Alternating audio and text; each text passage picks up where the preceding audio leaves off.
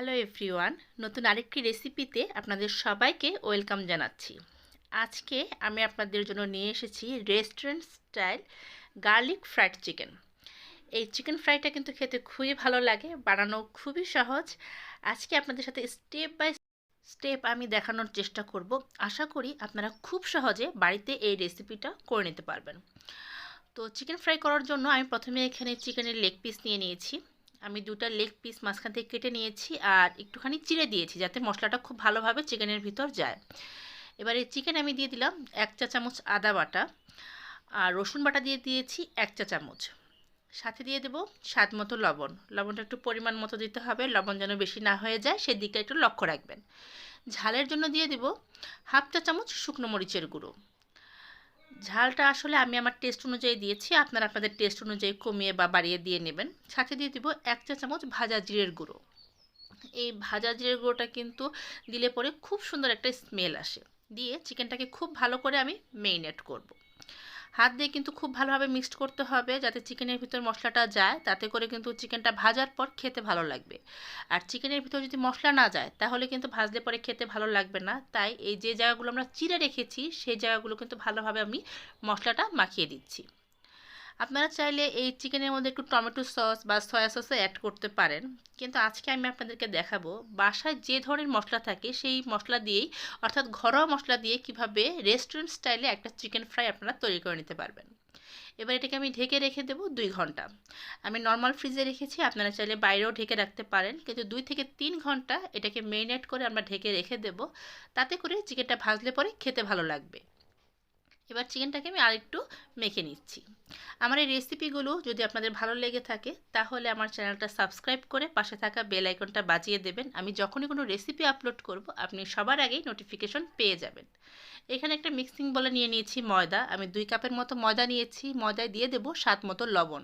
লবণটা দিয়ে ময়দাটাকে খুব ভালোভাবে আমি মিক্সড করে নিচ্ছি। আপনারা চাইলে কিন্তু ময়দাটা চেলেও নিতে পারেন। আমি লবণ দিয়ে ময়দাটাকে খুব ভালো করে হাত দিয়ে মিক্সড করে নিলাম। এবার যে চিকেনগুলো আমি মেরিনেট করে রেখেছিলাম সেই চিকেনের থেকে আমি ময়দার মধ্যে দিয়ে দেব। দিয়ে আমি খুব ভালো করে কোট করে নেব।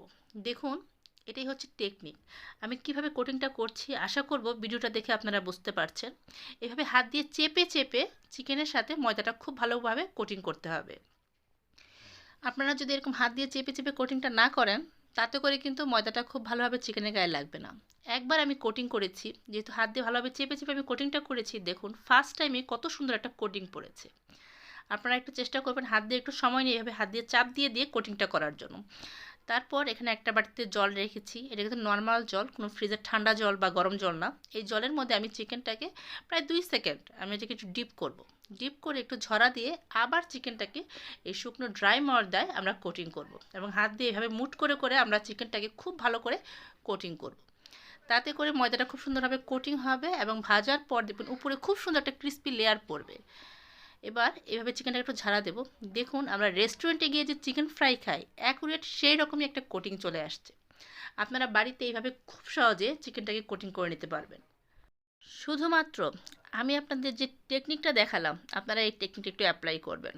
আশা করি আপনারা রেস্টুরেন্টে গিয়ে আর আপনাদের এই চিকেন ফ্রাই খেতে হবে না, বাড়িতে আপনারা খুব সহজে চিকেন ফ্রাই তৈরি করে নিতে পারবেন। কড়াইতে দিয়ে দিয়েছি সাদা তেল, একটু বেশি পরিমাণে তেল দিয়েছি।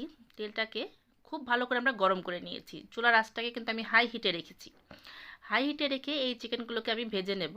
কারণ চাইনিজ যে কোনো রেসিপি, শুধু চিকেন ফ্রাই না, আপনারা যে কোনো রেসিপি রান্না করেন না কেন সেটাকে একটু হাই হিটে রান্না করার চেষ্টা করবেন, তাহলে একদম রেস্টুরেন্টে গিয়ে আমরা যে রেসিপিগুলো খাই ঠিক সেরকমই টেস্ট আপনারা বাড়িতেই পাবেন।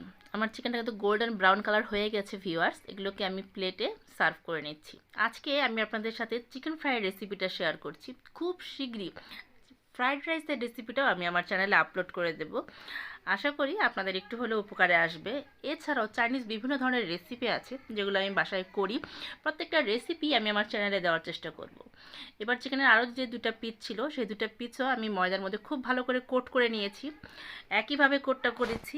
এবার ওই কোটিং করা হয়ে গেলে আমি সেটা গরম তেলে খুব ভালো করে ভেজে নিয়েছি।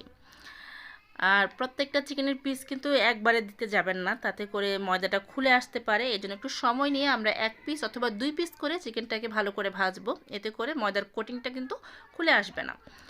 দেখুন আমার এই চিকেনের পিসগুলো কত সুন্দরভাবে ভাজা হয়ে গেছে এবং উপরে কত সুন্দর একটা টেক্সচার এসছে। আমি একটা সার্ভিং ডিশে একটু সার্ভ করে নিয়েছি। আশা করি রেসিপিটি দেখেই আপনারা বুঝতে পারছেন একদম রেস্টুরেন্টে গিয়ে আমরা যে চিকেন ফ্রাইটা খাই সেরকমই হয়েছে। বাসায় আপনারা এভাবে অবশ্যই তৈরি করবেন। আশা করি আজকের এই রেসিপিটি আপনাদের ভালো লেগেছে, একটু হলেও হয়তো উপকারে আসবে। তো ফিরবার একটি নতুন রেসিপি নিয়ে, সে পর্যন্ত সবাই ভালো থাকবেন। ভিডিওটি দেখার জন্য ধন্যবাদ।